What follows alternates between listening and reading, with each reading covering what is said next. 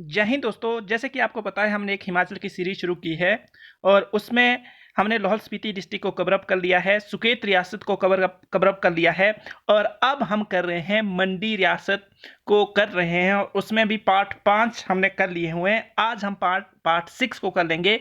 अगर अभी तक आप लोगों ने ये वीडियो नहीं देखी हुई है तो आपको समझ थोड़ा कम आएगा। इससे पहले कि आप प्रीवियस टाइम की जितनी भी वीडियो है उनको देख लें।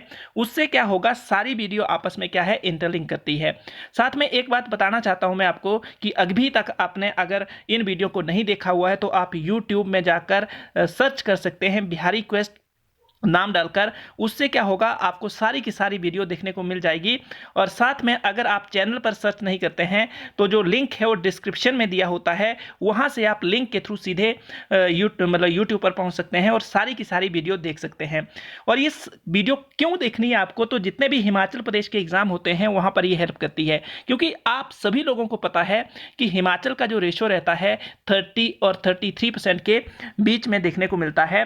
तो जितने भी हिमाचल के एग्जाम होते हैं वहां पर कितना परसेंट देखने को मिलता है, 30 और 33% आपको देखने को मिलता है। सबसे इंपॉर्टेंट चीज ये है कि ये जो है क्लास 1 से लेकर क्लास 4 तक के एग्जाम में ये वीडियो हेल्प कर सकती है। साथ में सेंटर और स्टेट के एग्जाम के लिए भी हेल्प कर सकती है, क्योंकि लास्ट में आपको क्या किया जाता है, 5 से 10 क्वेश्चन लिखवाए जाते हैं और उन क्वेश्चन के आपको कमेंट सेक्शन में आंसर लिखने होते हैं। दूसरे दिन उसके आंसर बताए जाते हैं और आंसर क्या किया जाते हैं कि काफ़ी डिटेल में बताए जाते हैं। उनमें छोटे छोटे जो कंसेप्ट है वो एक क्वेश्चन के माध्यम से क्लियर किए जाते हैं। तो ये आपके सेंटर एग्जाम के लिए या जितने भी आर्मी के एग्जाम है, सीआरपीएफ के एग्जाम है, जितने भी एग्जाम है, मीन्स जो आपकी हमारी जो डिफेंस जो भी है, जहाँ पर आर्मी आता है, सीआरपीएफ आता है, आईटीबीपी, एसएसबी, जितने भी आते हैं वहाँ ये जो है एमसीक्यू हेल्प कर सकते हैं। उसके माध्यम से क्या किया जाता है, आपको प्रिपेयर किया जाता है। तो आई होप आप, अगर अभी तक आपने नहीं देखा हुआ है तो आप जाकर इन वीडियो को देख सकते हैं। और अगर आपको ये पसंद आती है तो आप लाइक, शेयर और सब्सक्राइब कर सकते हैं। अगर पसंद नहीं आती है तो क्या कर सकते हैं, कमेंट सेक्शन में सजेशन दे सकते हैं, ताकि मैं ज़्यादा से ज़्यादा एफर्ट करके इस वीडियो को और भी क्या करूं, इंप्रूव कर सकूं। आई होप आपको पता चल गया होगा। तो आगे चलते हैं, आज का जो टॉपिक है उसकी तरफ चलते हैं। तो टॉपिक जो है मंडी का पार्ट 6 है और जो राजा है सिद्धसेन है। तो कल हमने श्यामसेन की बात की थी और अच्छे से डिटेल में पढ़ा था। श्यामा काली मंदिर की बात की थी, ठिक्करनाथ उसको जितसेन बोला करता था, वहाँ तक की हमने बात की थी। और लास्ट में वो चंबा में चला गया था। चंबा में कुछ समय रहने के बाद वो बीमार पड़ गया और फिर दोबारा से वापस आता है और जो उसका भाई है सूर्यसेन उससे मिलता है और बाद में क्या होता है, सूर्यसेन राजा बनता है। और सूर्यसेन राजा बनने के बाद क्या होता है, कुछ समय के बाद गड़बड़ हो जाती है और फिर क्या आता है, नाम किसका आता है, सिद्धसेन का नाम आता है। तो आज बात करेंगे सिद्धसेन की। तो सिद्धसेन जो है ये एक वर्दी राजा है। सबसे पहले इंपॉर्टेंट चीज क्या है, वर्दी का मतलब क्या होता है, योग्य राजा है। और ग्रेट मीन्स बड़ा योद्धा भी है ये। सबसे इंपॉर्टेंट चीज क्या है कि वो क्या करता है, जैसे ही राजा बनता है तो राजा बनने के बाद क्या करता है, कुछ एक रीजन है वो जो बड़ा बंगाल है, सुकेत है और कुल्लू के बीच टसर रहती है, मीन्स इन एरिया के ऊपर, इन रियासतों के ऊपर वो अटैक करता है। जब वो राजा बनता है तो थोड़ा मीन्स जिसको हम मंदबुद्धि बोलते हैं उस तरह का राजा देखने को मिलता है। और वो क्या करता है, एक वजीर है जापू, उसको अपॉइंट करता है अपने राज दरबार में। और वो क्या है, उसके पिता जो थे उसके रखेल थी उसका बेटा है और he was skilled and active. तो वो क्या है, स्किलफुल है। स्किलफुल का मतलब है कौशल युक्त है और एक्टिव मीन्स काफी चतुर है, एक्टिव है। कौन, जापू। तो जापू के माध्यम से क्या चलता है, सिद्धसेन का राज जो काज है वो चलता है। बात क्लियर हुई है यहां तक। अब इसके समय में कुछ एक सोशल वर्क हुए हैं, किसके समय में, जो सिद्धसेन था। तो पहला जो इंपॉर्टेंट वर्क है वो है रेवेन्यू रिफॉर्म। जो बंदोबस्त था उसमें क्या करता है, ये रिफॉर्म लाता है। और ये जो बंदोबस्त है इसमें क्या होता है, 1917 में एक एक्ट बनता है, मींस रिफॉर्म लाता है। और जो ओल्ड रूल एंड रेगुलेशन थे उसको क्या कर देता है, ये बदल देता है, रिफॉर्म लाता है। कौन, जो ये सिद्धसेन के समय में एक्टिविटी हो रही है, कर कौन रहा है, तो ये जो हमारा वजीर है जापू जी वो कर रहे हैं। सबसे इंपॉर्टेंट चीज़ क्या है कि उसने ऑर्डर दिया लोगों को, क्या ऑर्डर दिया कि जो उस वक्त इंगेजमेंट होती थी जिसको हम मंगनी बोलते हैं, साथ में क्या होता था जो मैरिज के ऊपर मीन लाखों करोड़ों खर्च किए जाते थे, तो उसने क्या कर दिया कि कोई भी व्यक्ति ऐसा नहीं करेगा, इतना खर्चा नहीं करेगा। तो सबसे इंपॉर्टेंट चीज़ है ये। और उसके किंगडम में क्या किया, उसने क्या किया, जो फूड स्टोर होते हैं मीन्स जो फूड ग्रैंड स्टोर होते हैं, जैसे कि आपको हड़प्पा काल में जाते हैं तो वहाँ पर मोहनजोदड़ो से ऐसा देखने को मिलता है, वैसे ही जो सिद्धसेन हुए उसके समय में भी अन्नागार बने हुए हैं और उसमें क्या किया जाता था, अन्न को स्टोर करके रखा जाता था। सबसे इंपॉर्टेंट चीज़ क्या है, उसने ये बात बोली, अपनी जो प्रजा थी, ये जापू के माध्यम से हो रहा है सारा कुछ, तो उसने ये बोला कि जितने भी मंडी में जो लोग हैं वो क्या कर सकते हैं, दो फॉर्म में टैक्स दे सकते हैं। एक फॉर्म थी कैश और दूसरी फॉर्म थी ग्रेन।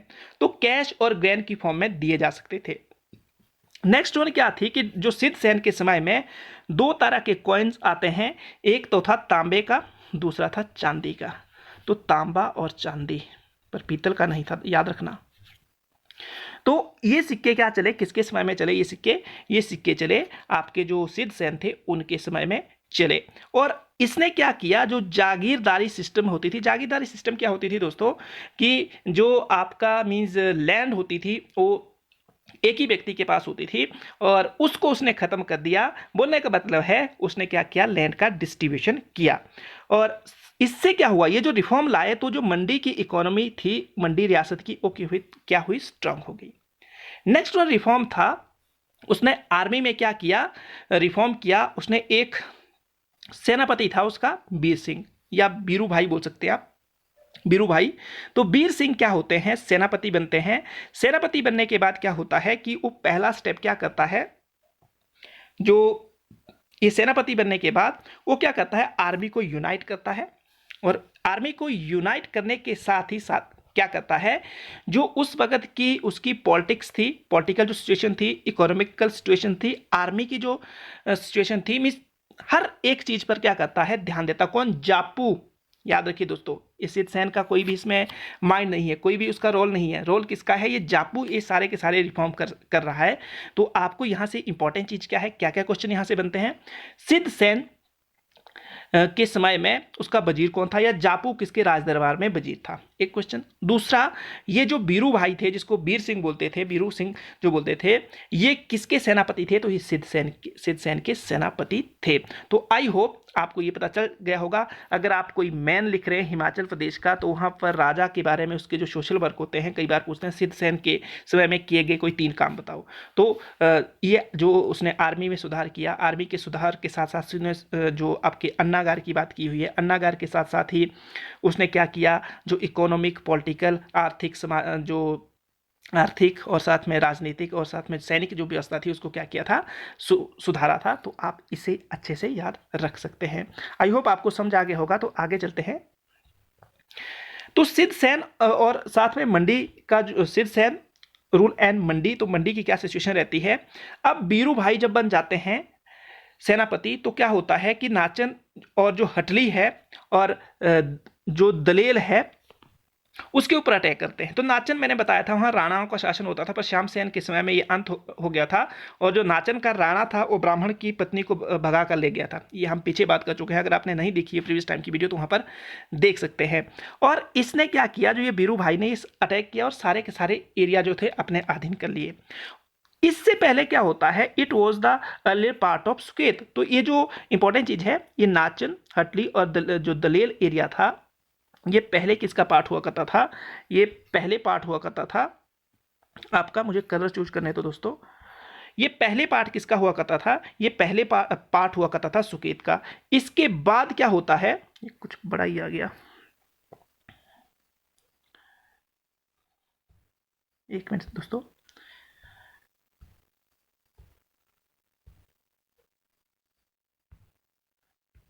अब ठीक है। तो जो ये नाचन वाला रीजन था, हाटली वाला रीजन था, दलेल वाला रीजन था, तो ये पहले किसके अधीन हुआ करता था, ये जो था आपका सुकेत के अधीन हुआ करता था। और बीरू भाई क्या करते हैं, बीरू सिंह जो है अटैक करते हैं और इस रीजन को अपने अधीन कर लेते हैं। सबसे इंपॉर्टेंट चीज क्या है कि आफ्टर इट, इसके बाद सडनली क्या करता हो, मस्तगढ़। ये मस्तगढ़ दोस्तों अभी कैसे पूछा जाता है कि मस्तगढ़ फोर्ट कहाँ पर है। मैदानगढ़ और साथ में धंगियारा और आनंदगढ़ के ऊपर भी अटैक करता है। और ये पहले किसके अधीन हुआ करते थे? ये भी सुकेत के अधीन हुआ करते थे, ये आपको अच्छे से याद रखना है। सबसे इंपॉर्टेंट चीज क्या थी कि ही कैप्चर जो धनेरगढ़, सरकपुर एंड शिवपुर, ये भी सुकेत के अधीन हुआ करते थे और इसको भी कैप्चर किया। और मदनपुर जो एरिया है, थोड़ी सी स्पेलिंग इसकी, सॉरी स्पेलिंग ठीक है, ये मधोपुर है, तो मधोपुर जो है इसके ऊपर भी अटैक करता है और इसको भी अपने अधीन करता है। तो सबसे इंपॉर्टेंट चीज क्या है?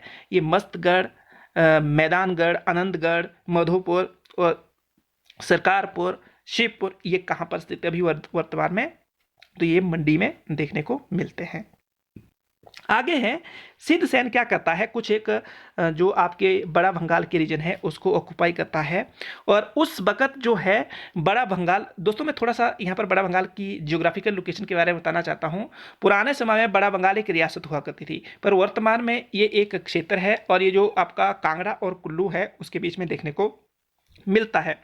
तो जब सिद्ध सेन राजा था उसी वक्त उसके समकालीन जो है पृथ्वीपाल कहाँ का राजा था? बड़ा बंगाल का राजा था। और होता क्या है कि इनके बीच में टसल हो जाती है। टसल होने से पहले ये संबंधी है, रिश्तेदार है, काफ़ी रिश्तेदार है। क्या रिश्तेदारी है अभी हम बात करेंगे। तो Prithvipal was king of the Bengal रियासत, तो बंगाल जो रियासत हुआ करती थी, बड़ा बंगाल जिसको बोलते हैं। तो ये होता क्या है कि जो his wife was daughter of सिद्ध सेन, तो काफी इंपॉर्टेंट है। बोलने का मतलब है कि इनकी आपस में रिश्तेदारी थी। ये आपको पता चल गया है कि उसकी जो वाइफ हुआ करती थी किसकी? पृथ्वीपाल की, वो सिद्ध सेन की पुत्री थी। तो पृथ्वीपाल ने क्या किया था? मैरिड की, उसकी मैरिज हुई थी किसके साथ? जो पृथ्वीपाल मैरिड हिज डॉटर, और साथ में क्या किया था? इसने अपनी पुत्री का विवाह कर दिया था मान सिंह। मान सिंह कुल्लू का राजा हुआ करता था। तो यहाँ पर अब ट्रांजैक्शन बन जा रहा है। तो जो मतलब त्रिपक्षीय गुट है इसको आपने याद रखना है। सिद्ध सेन मंडी के राजा है, बड़ा बंगाल के राजा कौन है? पृथ्वीपाल है, और साथ में जो आपका राजा है कुल्लू का वो कौन है? मान सिंह है। और जो पृथ्वीपाल है उसने शादी की है सिद्ध सेन जो है उसकी पुत्री से, और अपनी बहन किसको दी हुई है? मान सिंह को दी है। तो यहां तक आई होप आपको समझ आ गई होगी बात। तो एक बार क्या होता है कि सिद्ध सेन पृथ्वीपाल को मंडी में बुलाते हैं कि भाई साहब आ जाओ, मुझे आपकी हेल्प की जरूरत है। सुकेत ने क्या किया हुआ है? मेरी नाक में दम कर रखा हुआ है, तो मुझे क्या चाहिए? आपकी जरूरत है, आप मेरी हेल्प कीजिए। तो जो आपका पृथ्वीपाल है बड़ा सीधा साधा है, वो आ जाता है। और जैसे ही वहां पर आता है तो क्या होता है? ही सेड दैट, ये बहाना बनाता है, कोई इस रियलिटी नहीं है सिद्ध सेन। और जब ये क्या होता है, पृथ्वीपाल मंडी पहुंचता है तो उसका बड़े मीन्स आदर सत्कार किया जाता है। ढोल नगारे बजाए जाते हैं, ढम ढम ढम। और साथ में होता क्या है कि शहनाई बजाई जाती है। इस तरह उसका क्या किया जाता है? स्वागतम किया जाता है। तो जो पृथ्वीपाल है काफी खुश हो जाता है, वाह यार रिश्तेदारी हो तो ऐसी, ये तो मतलब सोने पे सुहागा है। आगे क्या होता है कि ही वॉज अरेस्टेड बाय सिद्ध Sen and put him into the Damdama palace. काफी इंपॉर्टेंट चीज है। देखो यहां पर कैसे आपको कंस्पायरेसी देखने को मिलती है, कैसे षड्यंत्र देखने को मिलता है। जो सिद्ध सेन क्या करता है, पहले स्वागतम, पहले जो मतलब बकरी का बला बना, बकरी का जो बकरा जो होता है या जो बकरी होती है, पहले जब उसको मीन्स बलि देने के लिए ले जाया जाता है तो काफी मीन्स ढोल नगारे बजाए जाते हैं। उसी तरह इसके साथ हुआ। तो होता क्या है कि जो इसको अरेस्ट करने के बाद कहां पर रखा जाता है? तो दमदमा पैलेस। दोस्तों आपके लिए क्वेश्चन है कि दमदमा जो पैलेस था वो मंडी के किस राजा ने बनाया था? तो यहां पर आपको कल की परसों ही वाली वीडियो में हमने बात की है। और दमदमा पैलेस कहाँ पर है मैंने आपको इसको एक छाया चित्र के माध्यम से भी बताया था, तो आप अच्छे से इसको क्या कर सकते हैं, देख सकते हैं। तो इसको अरेस्ट कर दिया जाता है, किया जाता है, और रखा कहाँ जाता है? दमदमा पैलेस में। और ये जो पृथ्वीपाल है मतलब अपने गुप्तचर को कहाँ भेजता है? सुकेत में भेजता है। सुकेत के राजा से हेल्प मांगता है। सुकेत का राजा हेल्प भी करता है, परंतु क्या हो जाता है, वो असफल रह जाता है। मीन्स इस क्या होता है, उसको छुड़ा नहीं पाता है। और अंत में क्या किया जाता है दोस्तों, काफी इंपॉर्टेंट है। तो स्लाउटर का मतलब होता है बड़ी, कभी ऐसा मान के चलो कि किसी का जब एक्सीडेंट होता है तो उसकी डेथ किस तरह होती है, तो वैसे क्या किया जाता है कि इस व्यक्ति को बुरी तरह मारा जाता है, मीन्स स्लाउटर का मतलब है बुरे तरीके से इसके मतलब बुरी मृत्यु देना। तो इस तरह आप याद रख सकते हैं। और कहाँ पर ये सारा कुछ होता है, ये घटना कहाँ होती है, सिद्धसेन का जो दमदमा पैलेस है वहाँ पर ये घटना होती है। और इस जो क्रूर एक्टिविटी है उसके लिए भी सिद्धसेन को जाना जाता है। तो आई होप आपको यहाँ तक पता चल गया होगा। जब कुल्लू के राजा को इसके बारे में पता चलता है, कौन है, मानसिंह, और वो क्या करता है, छोटा जो बंगाल है। अब ये सिद्धसेन ने क्यों किया ऐसा, क्योंकि वो बड़ा बंगाल का जो रीजन था उसको अपने कब्जे में करना चाहता था। अब बड़ा बंगाल के दूसरी साइड कुल्लू था, एक साइड सुकेत रियासत देखने को मिलती थी। तो वहां से वो इजिली क्या कर सकता था, सुकेत के ऊपर भी अटैक कर सकता था, और साथ में जो आपका कुल्लू वाला रीजन था उसके ऊपर भी अटैक कर सकता था। तो हुआ क्या कि ऐसा कर नहीं पाया। क्यों, अब इसके जो मीन्स रिवेलियर था, वो जो मतलब उसका सामना कर रहा था वो था मानसिंह। उसने क्या किया, कैप्चर किया किसको, छोटा बंगाल को, बड़ा बंगाल को, और कुछ एक रीजन जो थे वीर बंगाल वाले भी अपने कब्जे में किए। कांगड़ा को भी थोड़ा बहुत, अपने कांगड़ा का कुछ रीजन अपने कब्जे में कर लिया। और अब बचा क्या, उसके हाथ में क्या बचा, बाबा का ठुल्लू। किसके हाथ में, तो जो आपका सिद्धसेन था उसके हाथ में कुछ नहीं लगा। वो रीजन क्या हुआ, some reason came in hand of, मतलब only some reason came in hand of Mandi, means कुछ एक छोटा सा टुकड़ा उसके हाथ में आया। तो आई होप यहाँ तक आपको पता चल गया होगा। अब यहाँ से क्वेश्चन क्या क्या बनते हैं, ये तो पहले समकालीन वाली स्थिति आपको याद रखनी है कि सिद्धसेन के समय में मंडी का कुल्लू का राजा कौन था, बड़ा बंगाल का राजा कौन था, इनके बीच में क्या टसल होती है, और किस व्यक्ति ने अपने मीन्स बेटी के पति को मार दिया था। तो ये भी आपको याद रखना है। इनके आपस में क्या रिलेशन है, वहां से क्वेश्चन पूछा जा सकता है। तो ये आपको अच्छे से याद रखना है। आई होप आपको यहां तक बात समझ आ गई होगी। आगे चलते हैं। आगे है सिद्धसेन और कुल्लू के बीच में जो टसल हो रही है। अब क्या आगे क्या होता है, जब बड़ा बंगाल का रीजन चला जाता है, छोटा बंगाल का वीर बंगाल जो है, और कुछ एक कांगड़ा का रीजन चला जाता है, और थोड़ा सा सिद्धसेन के पास जो रीजन आता है, उसके बाद आगे क्या होता है। तो आगे क्या हुआ है कि ये जो कुल्लू की हिस्ट्री है उसमें मेंशन किया हुआ है कि सिद्धसेन ने क्या किया था, कुल्लू के ऊपर अटैक किया। ये हमें जब कुल्लू की हिस्ट्री पढ़ेंगे वहां पर भी देखने को मिलेगा। और यहाँ मंडी की हिस्ट्री जब हम कर रहे हैं तो प्रेफरेंस उठाई जा रही है कुल्लू की जो हिस्ट्री है उससे, कि ऐसा हुआ है। But he was defeated and Kullu king Mansingh rest at Gumma and Rang. होता क्या है दोस्तों, जैसे लड़ाई होती है, जैसे सिद्धसेन तैयारी करते हैं, अटैक कर देते हैं सुकेत के कुल्लू के ऊपर, तो कुल्लू का राजा जो है मानसिंह क्या करता है, आगे से भी सेना के साथ आता है, और दड़ा दड़ क्या होती है, लड़ाई होती है। और अब क्या होता है, सिद्धसेन हार जाता है और वापस मंडी चला आता है। अपने सैनिकों को कहता है सैनिकों वापस आ जाओ, और वो सैनिक क्या होते हैं, वापस आ जाते हैं। कुछ एक सैनिक बैटलफील्ड में मारे भी जाते हैं। और जो ये मानसिंह है ये गुम्मा और द्रंग पहुंच जाता है। अब गुम्मा और द्रंग का जो रीजन है उसके ऊपर भी अटैक करना चाहता है, पर सिद्धसेन यहाँ पर चालाकी से काम लेता है। चालाकी से काम क्यों लेता है, क्योंकि जो गुम्मा और द्रंग का जो एरिया था घुघड़धार के ऊपर, ये मैंने आपको बताया है घुघड़धार क्या होती है, पहाड़िया क्या होता है। पीछे मीन्स आप प्रीवियस टाइम की वीडियो देखोगे तो वहाँ पर आपको ये अच्छे से समझ आ जाएगा। तो ये जो रीजन था, इस रीजन से जो भी राजा रहे, मंडी के जितना भी राजा रहे, उनको रेवेन्यू मिलता था। तो उसके ऊपर अटैक हो जाना था अगर ये चालाकी से काम ना लेता, कूटनीति का मतलब जो डिप्लोमेसी थी उसको यूज ना करता सिद्धसेन। तो उसने क्या किया, एक ट्रीटी कर ली। किसके साथ, जो ये मानसिंह है उनके साथ ट्रीटी हो जाती है। ट्रीटी में क्या करते हैं, गेम नजराना। नजराना होता था एक बड़ा मीन्स एक बड़ा इनाम, ऐसे बोल सकते हैं कि बड़ा इनाम या कुछ एक अमाउंट दिया जाता था जिसको नजराना बोलते थे। ये मानसिंह को दिया जाता है और he came back to Kullu, और वापस कुल्लू चला जाता है। दोस्तों यहाँ पर मैं 2-3 चीजें बताना चाहता हूँ।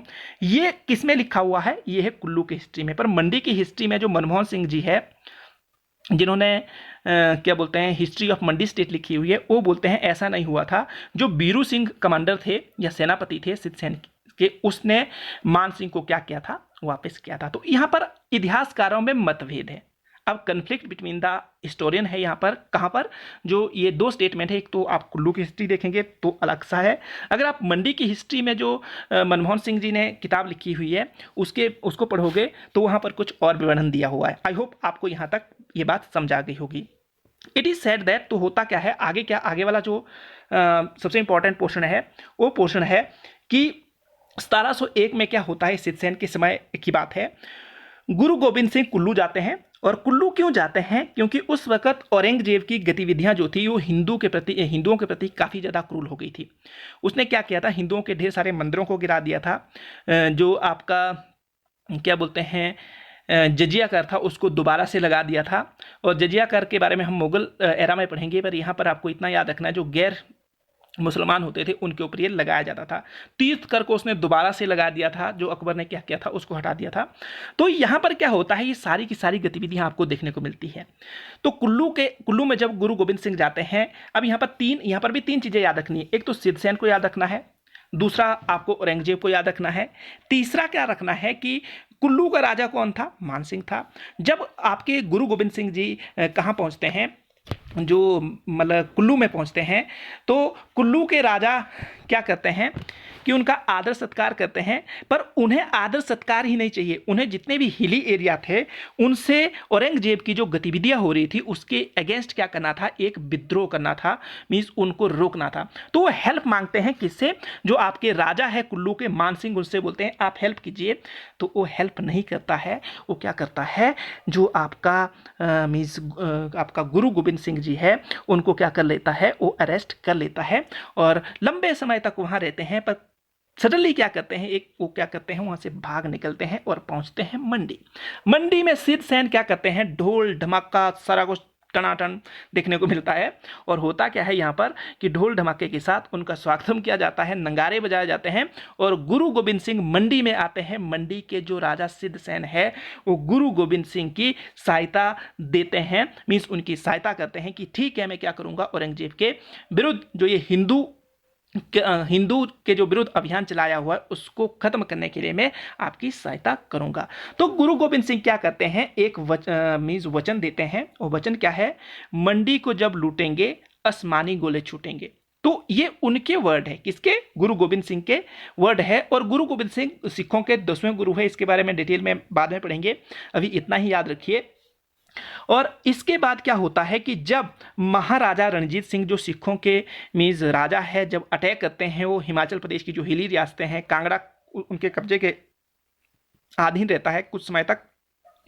तो वो क्या करते हैं, मंडी को भी अपने अधीन करते हैं, पर वहां से टैक्स नहीं लेते हैं। क्यों? उन्हें डर है कि जो ये हमारे सिखों के गुरु हैं उन्होंने जो वर्ड बोले हुए हैं, अगर वो ऐसा करेंगे तो सच में क्या होगा, मंडी को जब लूटेंगे तो आसमानी गोले छूटेंगे। बोलने का मतलब है कुछ पाप होगा, या ऐसे बोल सकते हैं आसमानी गोले का मतलब है जो हेल स्टोन होते हैं वो मतलब ऊपर से पड़ेंगे और इससे क्या होगा, जो भी ऐसा करेगा उसको वो हार्म करेंगे। तो आई होप आपको यहां तक ये बात समझ आ गई होगी। आगे चलते हैं। तो आगे जो है सिद्धसेन के बारे में और क्या लिखा हुआ है, तो ये मैं आपको पीछे बता चुका हूं। यहाँ पर डिटेल में नहीं बताऊंगा कि जो हिस्ट्री ऑफ मंडी है जिसमें उन्होंने क्या लिखा हुआ है। It is mention in this book there was a famine in Mandi, so king and जो king of Mandi open all grain store की स्पेलिंग गलत लिखी हुई है, STORE, तो स्टोर फॉर प्रजा। तो एक बार अकाल पड़ता है और अकाल पढ़ने के साथ साथ ही क्या होता है, जो मंडी के जितने भी ग्रेन स्टोर थे वो पब्लिक के लिए खोल दिए जाते हैं, मीन्स उनको क्या दिया जाता है, अनाज वगैरह दिया जाता है। आपके लिए इंपॉर्टेंट क्या है, ये फेमाइन कुछ इंपॉर्टेंट नहीं है, आपके लिए बुक इंपॉर्टेंट है, हिस्ट्री ऑफ मंडी स्टेट। और किस व्यक्ति ने लिखी हुई है? मनमोहन सिंह जी ने लिखी हुई है। सिद्धसेन वॉज सबसे ये क्या था, एक निर्माणकर्ता है। निर्माणकर्ता, कंस्ट्रक्टर का मतलब निर्माणकर्ता। निर्माणकर्ता क्यों है? क्योंकि इसके समय में 14 मंदिर बने हुए हैं। मंडी में कितने मंदिर बने हुए हैं? 14 मंदिर। तो सबसे इंपॉर्टेंट है मंदिर बनाए, और एक जो है सिद्धकोट फोर्ट बनाया इसने, और अन्य टेंपल बनाए, और क्या किया, कुछ एक को रिनोवेट भी किया। तो मैनी टेंपल जो है मंडी में कौन कौन से इसके टाइम में बने, कुछ एक जो प्रसिद्ध है उसकी बात करेंगे हम। सिद्धभद्रा, त्रिलोकनाथ, एक त्रिलोकीनाथ है, एक त्रिलोकनाथ है, दोनों में फर्क है। पंचवक्तरा और सिद्ध जालपा, शंभु महादेव। तो ये कुछ एक मंदिर है जो किसके समय में बने हैं? सिद्धसेन के समय में बने हुए हैं। सिद्धसेन का जो था सिंगल एक चाइल्ड था और वो उसी के समय में मर गया था, उसकी डेथ हो गई थी। आई होप आपको ये अच्छे से पता चला होगा। तो आगे चलते हैं। आगे आगे का जो राजा आता है शमशेर सेन आता है। तो शमशेर सेन जो है ये जो हमने पीछे बात की सिद्ध सेन का पोतरू है, मीन्स पोतर है। सिद्ध सेन का एक ही बच्चा था, एक ही चाइल्ड था, जो मतलब कब उसकी डेथ हो गई थी, उसकी डेथ हो गई थी इस वक्त 1722 में। तो सो क्या होता है, ये बिकम ई खा गया हूं मैं। तो कौन बनता है, शमशेर जो हो है आगे वाला राजा बनता है। और शमशेर राजा बनता है तो ये किसका पुत्र है, ये शिव ज्वाला है। टू रानी, मतलब दो रानियां थी शिव ज्वाला, और शिव ज्वाला की दो रानियां थी। और शिव ज्वाला किसका बेटा है, जो ये है। तो शिव ज्वाला की दो मतलब पत्नियां थी। अब उनसे दो संतानें होती है, और संतानें होने के बाद क्या होता है, जो उत्तराधिकारी की लड़ाई है वो शुरू हो जाती है। एक रानी बोलती है मेरा बेटा बनेगा, दूसरी रानी बोलती है मेरा बेटा बनेगा। सॉरी दोस्तों, यहाँ पर एक बात याद रखनी है कि शिव ज्वाला है टू रानी, और उनसे दो बेटे होते हैं। एक तो आपका शमशेर है, और दूसरा शमशेर सेन, दूसरा अभी हम आगे बात करेंगे धूल चटिया उसका नाम रखा जाता है। तो होता क्या है कि जो क्या बोलते हैं, उत्तराधिकार का युद्ध शुरू हो जाता है, किसको राजा बना दिया जाए। तो सबसे इंपॉर्टेंट चीज़ क्या होती है कि जो ये सिद्ध सेन है उसके समय में ये सारा कुछ निर्णय लिया जाता है। सिद्ध सेन बोलता है कि क्या किया जाए, कि भूतनाथ यहाँ पर टेम्पल जो है उसके सामने ये क्या किया जाएगा, सारा कुछ मतलब देखभाल की जाएगी। तो ये जो कैसे मतलब किसको राजा बनाया जाएगा, हम वहाँ पर ये निर्णय करेंगे। तो निर्णय करने के लिए क्या होता है कि वहाँ पर बच्चों को, इन दोनों बच्चों को ले जाया जाता है, और एक साइड क्या रखा जाता है, धूल की ढेरी रखी जाती है। दूसरी साइड क्या रखा जाता है, जो तलवार होती है उसको रखा जाता है। अब ये निर्णय किया जाएगा कि जो भी तलवार को टच करेगा उसको क्या किया जाएगा, उसको जो राजपाट दिया जाएगा, और जो धूल की ढेरी को छुएगा उसको क्या दिया जाएगा, उसको मतलब जो है राज का पाठ नहीं दिया जाएगा। तो आई होप आपको यहाँ तक ये बात पता चल गई होगी। तो जो शमशेर सिंह है ये क्या करता है, तलवार को मतलब छूता है, और जो एक अन्य व्यक्ति मतलब बच्चा जो है वो धूल की ढेरी को छूता है, और इसी कारण इसको क्या बोलते हैं, धूल चटिया बोलते हैं। और जैसे शमशेर मतलब राजा बनता है तो जापू क्या होता है, उसके शासनकाल में भी क्या होता है, वजीर होता है, और वो क्या करवाता है, जो राजा शमशेर सिंह है उसकी मैरिज करवा देता है चंबा के राजा उगर सिंह से, सॉरी उगर सिंह की बेटी से। और जय सिंह इसी का कंटेम्प्रेरी राजा है कुल्लू का। उसके राजदरबार में एक वजीर हुआ करता था, उस वजीर का नाम है दियारी। इनके बीच में आपस में लड़ाई हो जाती है, ये दियारी को निकाल देता है। दियारी बाद में लोगों को क्या करता है, भड़का देता है, और कुल्लू के राजा के ऊपर अटैक होता है। कुल्लू का राजा लाहौर में हेल्प लेने के लिए जाता है। इसी वक्त क्या करता है, शमशेर सिंह इस बात का फायदा उठाकर कुल्लू के ऊपर अटैक कर देता है, और चौहार का जो रीजन उस वक्त कुल्लू के अधीन हुआ करता था उसको अपने कब्जे में कर लेता है। आई होप आपको यहाँ तक पता चल गया होगा। तो आगे चलते हैं। आगे वाला जो पोर्शन है, Shamsher Singh and other king की बात करेंगे। तो मंडी को क्या, जो मंडी also brought under Beed region, but with the help of Umed Singh who was the king of Chamba, this region was given to Kullu. सबसे इंपॉर्टेंट चीज क्या है कि ये जो बीर वाला रीजन है पहले मानसिंह के अधीन हुआ करता था, पीछे हमने बात की। तो मंडी का जब राजा शमशेर सिंह बनता है, सॉरी शमशेर सेन बनता है, तो वो क्या करता है कि इसे अपने अधीन कर लेता है। पर जो चंबा का राजा उमेद सिंह है, जो उग्रसेन के बाद का राजा है, तो ये हम करेंगे आगे, जब मतलब चंबा की हिस्ट्री पढ़ेंगे तो वहां पर ये बात करेंगे। तो वो क्या करता है कि जो चंबा का राजा उमेद सिंह है, तो ये जो बीर रीजन है उसको मंडी के राजा से क्या करता है, कुल्लू के राजा को देने की बात करता है। तो ये क्या करता है, कुल्लू के राजा को दे दिया जाता है। सबसे इंपॉर्टेंट चीज क्या है कि मंडी का राजा और जो सुकेत का राजा है उनके बीच हमेशा क्या होती है, बल्लभ वैली है उसको लेकर आपस में लड़ाई होती है, और जो मंडी का वजीर है उस टसल में मारा जाता है, और उसका नाम है राम सिंह, और साथ में एक अन्य वजीर है सलाहू। तो यही बात आपने याद रखनी है कि राम सिंह और सलाहू की क्या हो जाती है, डेथ हो जाती है। शमशेर सिंह कोई ज़्यादा इंटेलिजेंट नहीं था और इसी कारण उसका जो राजपाट होता था उसकी माता हाटली करती थी और जापू जो वजीर था उसकी हेल्प से होता था। वैसा ही सिद्ध सेन के समय में हुआ है। जापू वजीर जो था लॉयल था अपनी जो उसकी मिस्ट्रेस होती थी, ही लिखा हुआ है, इसको हिज करना था, अपनी मिस्ट्रेस के प्रति काफ़ी लॉयल है। पर जो उसके रिवेलियन है वो क्या करते हैं, जो हाटली रानी है उसके कान भर देते हैं कि उसको क्या किया जाए, यहाँ से निकाल दिया जाए। तो उसको निकाल दिया जाता है, किसको, जालपू को। तो कंस्टेंटली क्या होता है, धूल चटिया इसका फायदा उठाता है और शमशेर सेन के ऊपर अटैक कर देता है और शमशेर सिंह नामात्र का राजा रहता है और सारा का सारा किंगडम का जो मीन्स राजपाट का जो सारा कार्यभार है वो किसके हाथ में चला जाता है, सुरमा के हाथ में, जो आप सॉरी धूल चटिया के हाथ में चला जाता है। और धूल चटिया क्या करता है, आगे रूल करता है। और इसी वक्त क्या होता है, शमशेर का एक बेटा है, हिज मदर वॉज सिस्टर, मतलब जो ये इसकी जो माता थी वो कांगड़ा के राजा कटोच की, मतलब राजा संसार चंद की बहन हुआ करती थी। तो ये आपको अच्छे से याद रखना, किसकी, रानी शमशेर सेन की। तो इसका विवाह कहाँ से हुआ था, तो ये कांगड़ा की रानी थी उसके साथ हुआ था, मीन्स कांगड़ा के जो राजा की सिस्टर थी उसके साथ हुआ था। तो रानी ही बोलेंगे, जो राज परिवार होता था उस वक्त रानी कहलाती थी, चाहे वो पत्नी हो चाहे बहन हो। राजपाट मतलब जो भी राजा होते थे उनका जितना भी परिवार होता था राजशाही परिवार कहलाता था। तो धूल चटिया ने क्या किया कि एक षड्यंत्र रचा किसके अगेंस्ट, सुरमा। और ये जो सुरमा है ये शमशेर सेन का पुत्र है और उसका एक टीचर है जो अध्यापक है, राम प्रसाद बैरागी। तो आपके लिए इंपॉर्टेंट है, राम प्रसाद बैरागी का संबंध किस रियासत से था या किस जिले से था।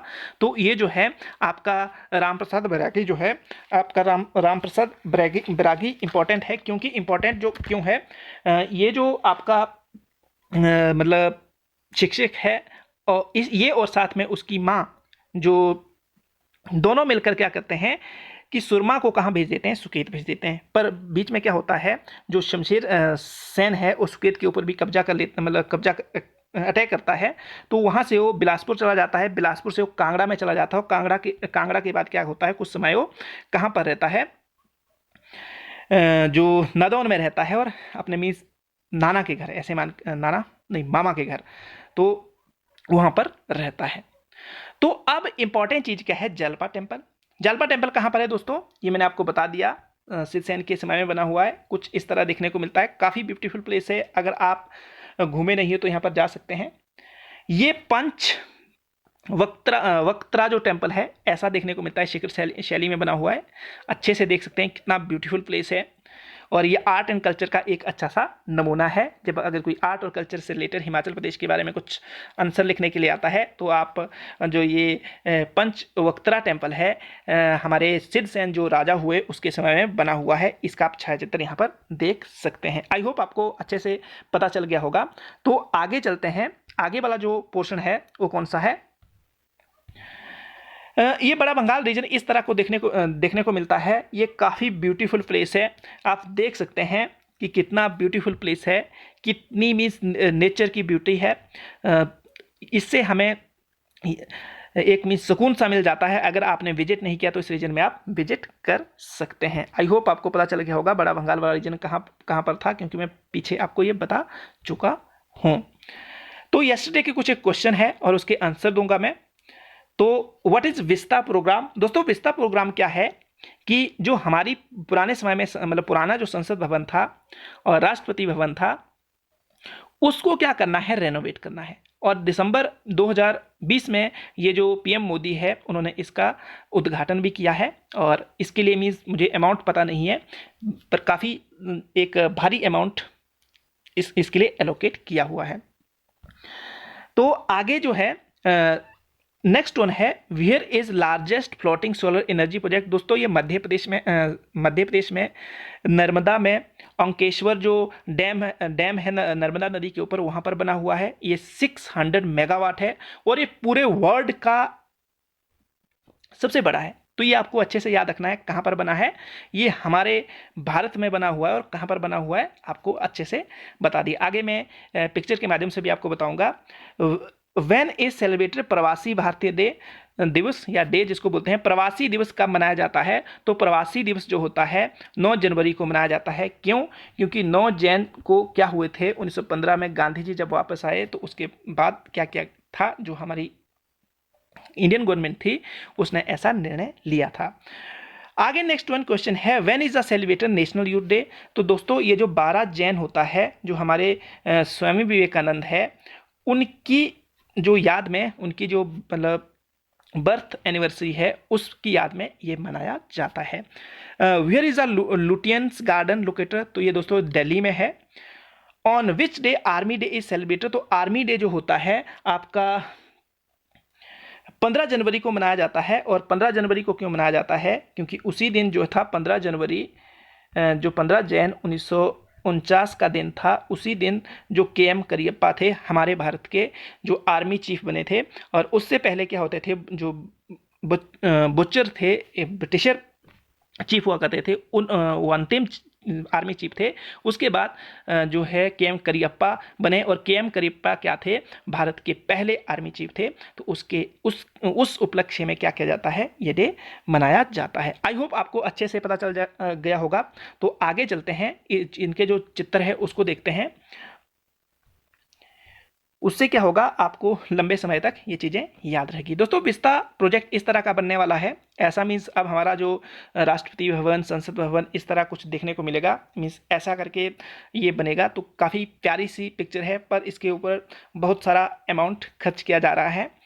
वर्ल्ड लार्जेस्ट फ्लोटिंग जो आपका 6 मेगावाट सोलर एनर्जी प्रोजेक्ट है, ये कहाँ पर होगा? तो ये मैं आपको बता चुका हूँ। ये जो ओम कारेश्वर जो डैम है, कहाँ पर, नर्मदा रिवर जो है उसके ऊपर, और खांडवा डिस्ट्रिक्ट जो है मध्य प्रदेश का, उस जगह पर ही आपको देखने को मिलता है। तो आपको अच्छे से याद रखना है, ये इंपॉर्टेंट है। नेक्स्ट वन जो है,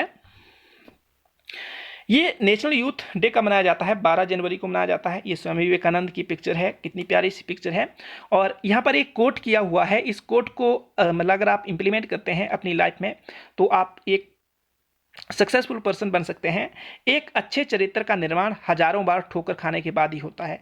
तो ये बिल्कुल सही बात है कि अगर आपको एक चरित्र का निर्माण करना है तो कई ढेर सारी बीच में ठोकरें खानी पड़ेगी, उसके बाद ही क्या होगा, आपके एक अच्छे चरित्र का निर्माण होगा। आई होप आपको ये अच्छे से समझा गया होगा कि जो राष्ट्रीय युवा दिवस होता है वो कब मनाया जाता है और किसकी याद में मनाया जाता है, वो भी आपको अच्छे से याद रखना है। दोस्तों ये जो है दिल्ली में देखने को मिलता है, इस तरह का ये एडमिन लुटियन गार्डन है। काफ़ी प्यारा सा गार्डन है। अगर आप दिल्ली जाते हैं तो इसमें इस जगह पर विजिट कर सकते हैं, और काफ़ी प्यारा सा मीज आपको ये देखने को मिलता है। नेक्स्ट वन जो है, आज के कुछ एक क्वेश्चन है जो आपको क्या करने हैं, इसके आंसर करने हैं कमेंट सेक्शन में। आपको कल इसके आंसर बताए जाएंगे। Which instrument is use to measure heart beat? तो जो हृदय स्पंदन या हृदय की ध्वनि जो होती है, आवाज़ जो होती है, हार्ट बीट जो होती है, वो किस माध्यम से मापी जाती है? वो आपने इंस्ट्रूमेंट का नाम बताना है। What is the function of the phloem in plant? तो फ्लोएम जो एक टिश्यू होता है, उसका मानव हृदय में, मानव हृदय नहीं, प्लांट में क्या काम होता है, ये आपको अच्छे से बताना है। Light year is SI unit of, तो प्रकाश वर्ष किसकी SI यूनिट है, ये बताना आपने। प्रकाश वर्ष किसकी SI यूनिट है।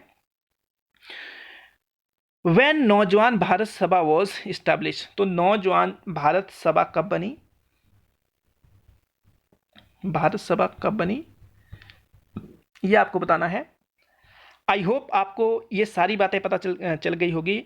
जय हिंद। अपना ध्यान रखिए, अपने परिवार का ध्यान रखिए, अपनी हेल्प कीजिए, दूसरों की हेल्प कीजिए। धन्यवाद। जय हिंद।